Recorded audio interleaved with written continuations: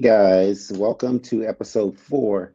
Oh my God, I can't believe it's the end of January already. Can you believe we get ready to start February?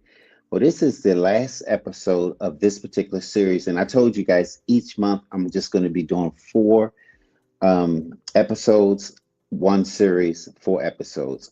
So next week I will not be filming, so I will not have a podcast next week. So please look for me the following week. But what I wanted to talk to you today is the show for today is when to stop explaining ourselves. Um, let's see. First off, I just want to say that, as we went through this series, I did the part of trying to like explain the narrative of what happened, explain what my feelings was and how I felt about it. Now I really want to talk about how do we move on. You know what I mean? Because I think that's important to bring this to a closure. And it's just important.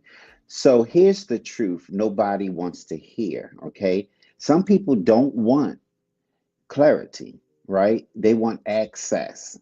And when I say they want access, they want access. They want access to um whatever's going on. They want to know, oh my God, you've been on Judge Judy. What's going on? What's going on? What's happening? They don't want clarity. They just want to know exactly what it is that they want to know. They just want to know. People always want access to whatever's going on in the life of TV, period. So a lot of times when they asking for me questions, they're not really, concerned with how I felt about it, whatever. They just want access to being able to say, oh, I met the person or I know the person that was on the show. You know what I mean? So that's first and foremost. And, you know, and the moment that you realize that, you stop explaining yourself. I've look, I I done went through explaining myself, trying to I went through all these different examples of how to deal with this situation. But when I found out that people just wanted access, it made me have a whole different direction in which stop explaining myself. You know what I mean? It's not necessary for me to give a validation anymore or feel like I have to give a validation. I don't know if anybody has ever been in a situation where it's though, mum's the word. You stop explaining yourself. They say saying less is always best. Okay.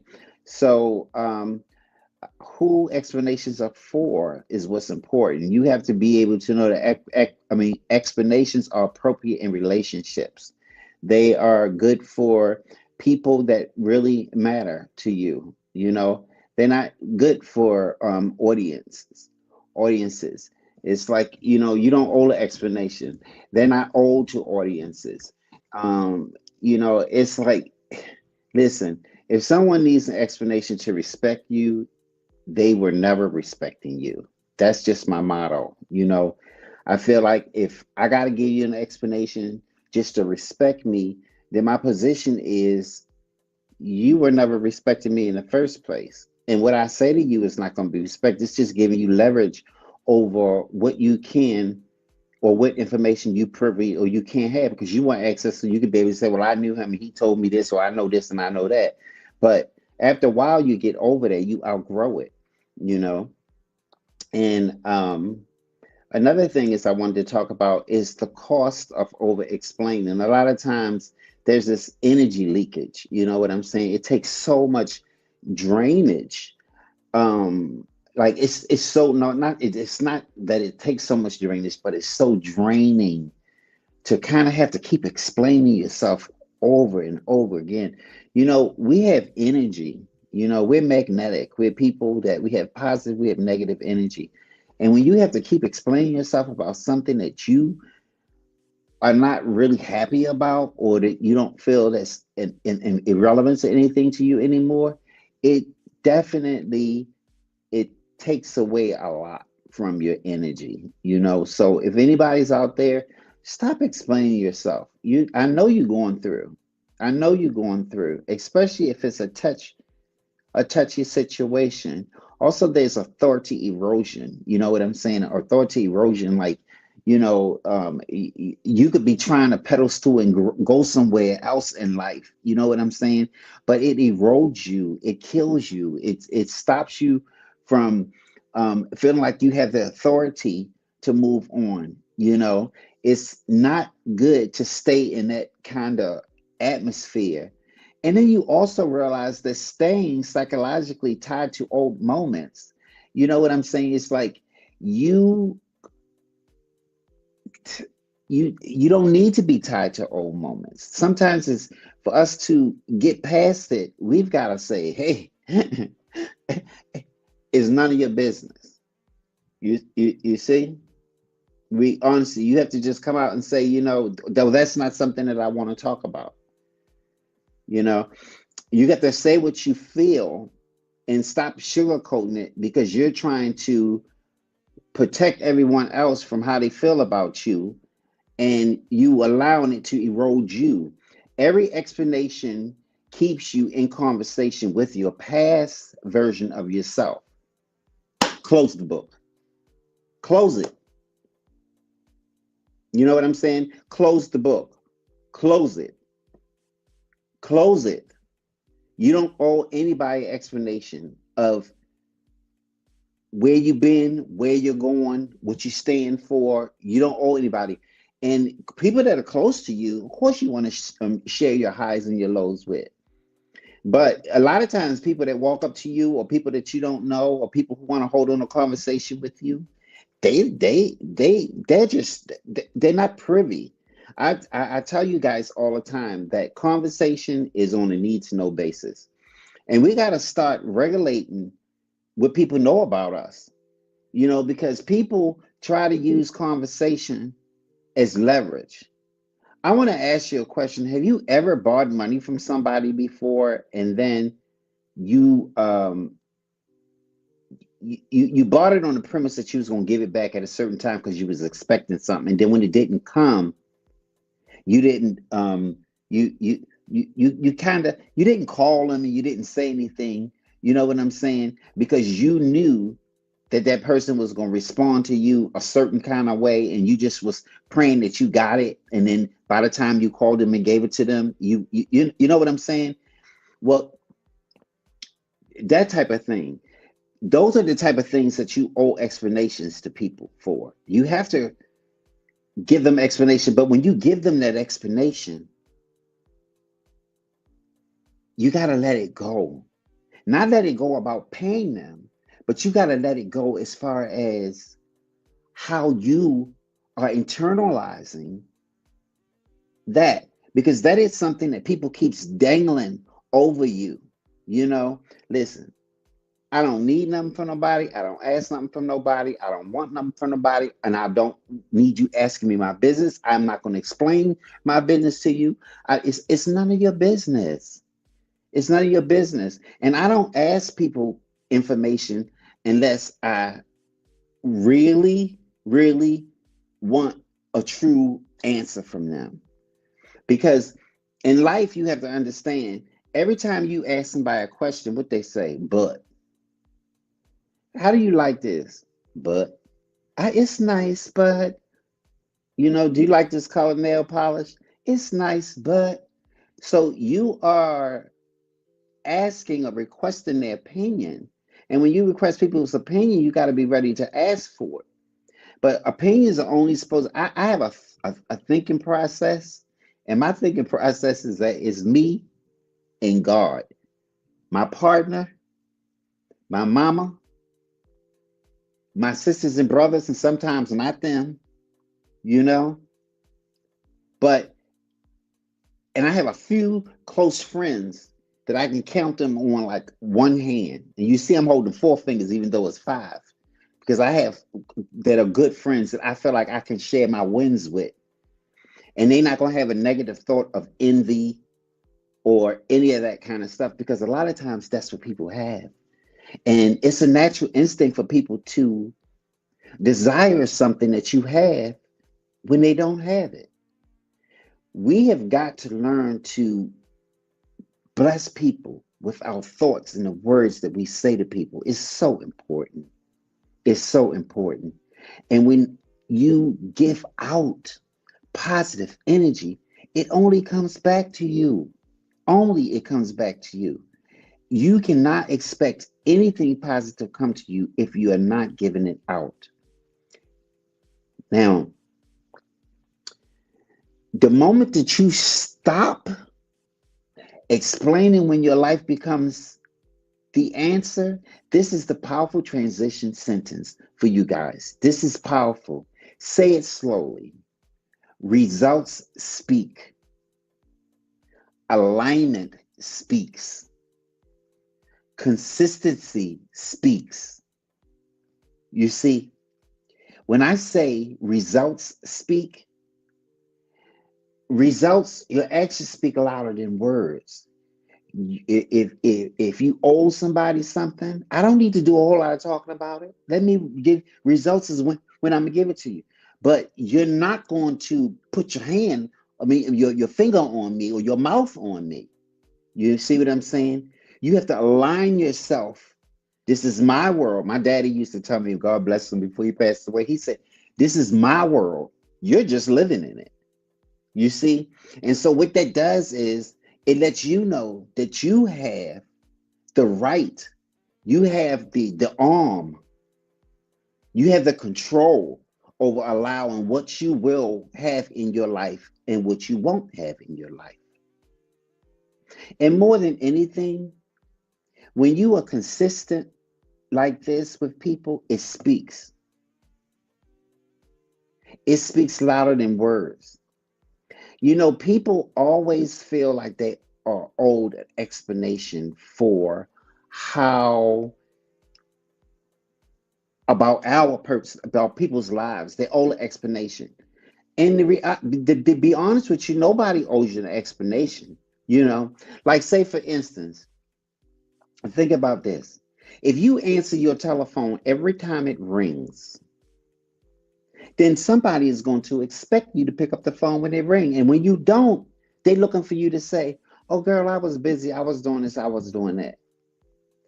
I if I'm not available to talk, I'm not picking up the phone. Leave a message. I'll check it and I'll get back with you.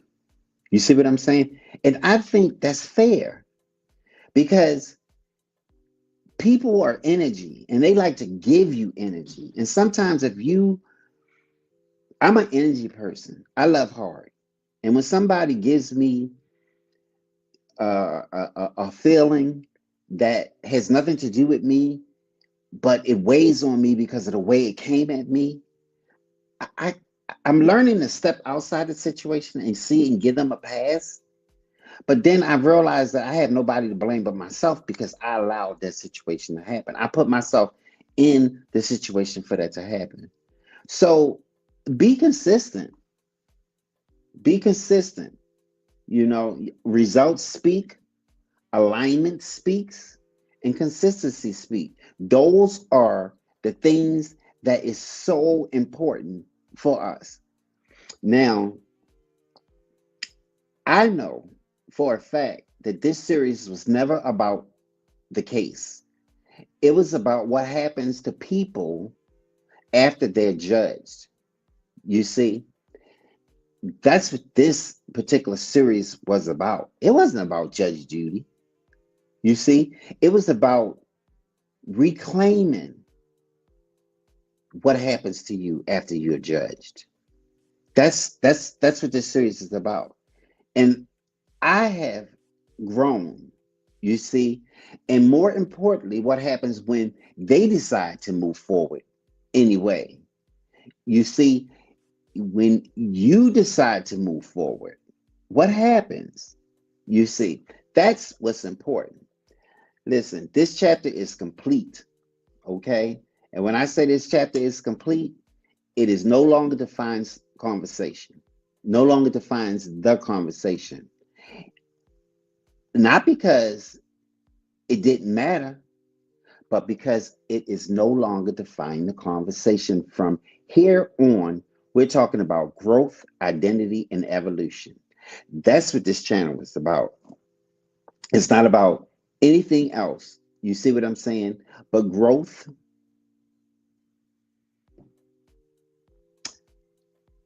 identity, evolution. That's what we're talking about. And on a positive note, I'm just saying that this chapter is closed. Okay. Now we get ready to get to the nitty gritty of Chatterbox. Because the month of January, oh my God, you guys, it was all about cleaning up this narrative and me moving on. So if anybody out there, you hear something negative or whatever, just say he talked about it already. That's old news. Now, on our next series, is why we don't trust ourselves anymore. That is an important series. And why is important? Because at some point, we stop believing in ourselves, not because you're weak, but because you kept telling yourself, I'll do it, and you didn't. And over time, that adds up.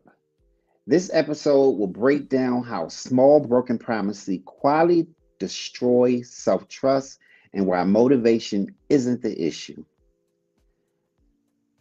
Okay? Now, our next series, Why You Don't Trust Yourself Anymore, is the series. It's a part 4 series. It's going to be on February the 7th, February the 14th, February the 21st, and February the 26th.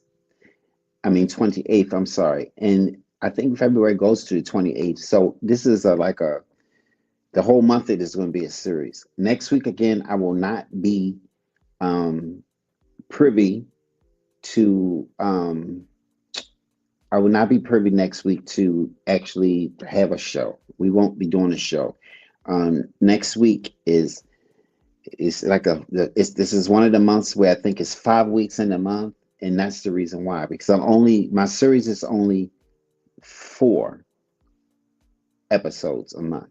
Okay, and I wanted to talk to you about something else. We got a little bit of time because we're like 17 minutes in it, and I have been creating something, and you know what I'm creating. I created this tool. I built an AI concierge automation tool, and I've been working on it for a while. And it's not just another tool. It's not another prompt pack, right? It's a personal AI command center. So you know how like you guys, we all we need organizations with our workflows. Like we all have so many different AI. I don't know. There's Perplexity. There's Claude. There's Chatterbox. I mean, you hear me, Chatterbox. There's Chat GBT. There's Gemini, Google. There's all these different like platforms. And if you're doing anything with automation, resumes, anything in business, you're a business person or whatever, you are tossing between all of those different applications, and a lot of times you get overwhelmed in knowing what they're for, and a lot of people even new to AI, they don't even know what a lot of those applications are for. So this platform that I created is the only platform that's out there. Trust me, I've done my research and everything, but this automation platform that I created, right? It's called the AI um, excuse me, it's called the AI Stack Concierge. And what this concierge do is like it helps people um, figure them out. They're tracking them and paying things like, okay, for instance, if you want organization, you paying different payments every month. You don't know you want organization on what you're paying for. You want organization as far as knowing exactly what the application is for. If you're creating something and you see all these applications, a lot of times for people who are new to AI, they get confused. So this application I can create it, what you're able to do is put the name of the application into this application, into this amp, this automation. And what it does is it'll tell you right away. You ain't got to go through all that reading and stuff. It's going to tell you right away what it's used for. And if you have a particular thing that you're trying to do, you can put that in there as well, and it will narrow it down and tell you what applications you should be using. Also, it keeps track of, your when your monthly expenses is supposed to be paid on your application. Like you're able to just take and put um, all your applications on calendar, and it'll tell you when you got to pay them. It does so much more, right? It automates repetitive decisions. It centralizes your tools, your prompts, and your processes, and it thinks with you, and it thinks with you instead of distracting you. So a lot of times, this is for people who have done experimenting, and and they're ready to operate at scale. So if you want AI to stop being noise and to start being leverage, this was built for you. You know what I'm saying? um, AI is like here. It's a part of the future. It's not a part of the future. It's a part of the current situation right now. And a lot of times, we as people, we really, we have to start learning about it, because AI is a part of security, national security, the social security, the military, the flying in the airport, the identification situation, Social Security. I mentioned all those things. And then on top of that, so you already in AI. And on top of that, AI is the speed of AI and the creating of AI. Automations and stuff was so hard to do at one time. You have to do your own coding and all kinds of things. But now AI is set up that it's so simple. It's not, when I say simple, I don't mean that. I mean that it's easy. A lot of us are scared to even touch AI, but AI is simple enough so that you can work with it. And I'm eventually going to end up doing another show about AI, and I'm going to go into detail because I'm going to a show, and I'm going to really talk about my artificial stack concierge. I'm really going to talk about it. You'll see on my social media platforms. You'll see that I'm advertising about it. It'll be fully launched in February 2026. But if you want to, what I'm doing is I'm going to give I'm going to do some testing for it. So with the testing and stuff, I'm going to be giving a few, maybe like 10 people, a free platform. So you'll be able to just go in and sign up, and I'll give you a space where you can work the amp and use it for yourself. But then I'm gonna need feedback from you on what it's doing. But what I want to say is that it's a tool that's only 99 cents. So if you pay 99 cents a month, then you get in right on the ground when it's starting off. But as the tool, there's like this, it's called a new members time period, where you come in and you get it at 99 cents, but it changes from 99 cents to 7.99. And then I think there's a price, I think it's 9.99 or 7.99, and then there's a price that go up to like $29 or something. That's for like the total access of everything. But there are going to be 10 people that I'm going to be doing tests for. So if you're one of the 10 people and you want to come in and you want to test it, you want to download it and be able to put it on, come to me, call me. Okay. I'm going to put my information up here on the screen. Okay. You can call me at this number, or just email me and tell me you want to be the person, be one of the 10 people. Okay. And then help me test this thing for me. Because this automation, this is something that's really big. This is something that, listen, guys, I created this, okay? Yay. So I need you, okay, to make it work. Um, I'm looking for some people that I can trust, that don't mind coming in, being a part. And another thing I wanted to say to you guys, I've been reaching out to a lot of my friends. I need you guys to go to my speaking page. Let me see if I can find some information about my speaking page. Here you go, right here. Okay, on my page, there is let me see. I don't even think I have it up here. Okay, but if you email me or you check any one of my social media, you're going to see that I have a podcast page and a speaking page. I want you to go to my podcast page and I want you to sign up on my email listing, because if you sign up on my email, you'll get free emails of everything that's going on, all the things that I'm creating. You'll be privy to episodes that a lot of people are not getting. You'll be also privy to a lot of information concerning the episode times. You'll get newsletters, you'll get blogs, you'll get all that information just by signing up. My blog goes out once a week. I'm on, let's see, I'm on social media, every channel, almost like everywhere. I'm on social media. I don't see that my Medium blog is up here, but if you like my channel, subscribe, like. Okay, we got YouTube that's up here. You guys are on YouTube, you know that. Spotify, if you are working all the time and you need to just hear it, you can just hear my podcast.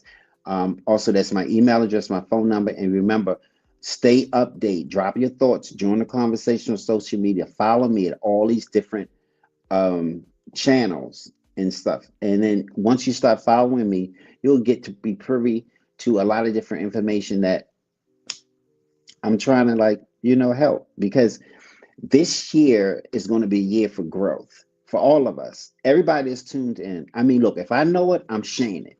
You know what I mean? Because I believe that we got to grow together, and we're all mature. We're all going through this life together. And when I created Chatterbox, I was looking for a place where people can come together and we can all talk and be able to share opinions and ideas and come up with different subjects and talk about it. And this be like a platform that we can get some real conversation. Because I don't know about y'all, I'm tired of TV. I'm tired of reality TV. I'm tired of looking at what somebody else is doing. It's no substance. We sitting around being lazy, looking at what somebody else is doing, and we miss out on so much. We miss out on our own life, and we have to stop looking and trying to imitate what we see and come up with our own ideas, our own creative ways, our own creative thoughts, because we can't sit around in a slouch looking at TV all the time and wondering if I could have, should have, would have. And then because you know what you are? You in everybody else's business. That's what reality TV is. First off, it ain't really reality TV, because they know their high points and their low points. And trust me, they definitely, it's about this. You see? Because if you ain't got good TV, they ain't going to have you on there. And I'm tired of looking at our African American people being on these platforms and they being used by these people, these networks and stuff, and then they're giving a false reference of us. We're not all ignorant. We're not all fighters. We don't all throw drinks, and our women, our black women, they're not out there all fighting each other. That's not reality TV. It might be that this younger generation, that's what they accept and they like, because they into all of that. That's not us. I'm looking for some substance in life. And if you about substance or whatever, click in, join me. And if they don't, I'm still going to do what I do, because there's somebody in this world, there's an audience for everybody, you know. And I'm not saying that it doesn't make good TV, because if you're born and you got some popcorn and you want to sit around and look at the monkeys, then go ahead. That's, you know what I'm saying? That's what we go to the show for. But I'm saying it has its place in life. We don't always have to be beholden. Oh, I gotta be in TV because I want to see what's on this channel. I ain't calling no names in no TV shows. Notice that. But I'm just saying, it's not a good sight. It's not a good look, not for us.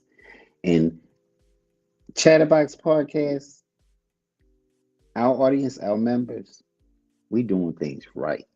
We out learning. We have faith boundaries. We're talking about what we can do to better our lives and be a better person for somebody else. That's what Chatterbox is about. And I want to say thank you, thank you, thank you, thank you for joining me on Chatterbox. And guess what? I will see you not next week, but I will see you on February the 7th. February the 7th. I will see you. Okay, thank you. Hey, bye, you guys. Oh, and don't forget to be looking at my food channels. Did y'all notice I started posting y'all? I'm giving y'all some ideas about some food now. Y'all better give me my points on that. Talk to you later.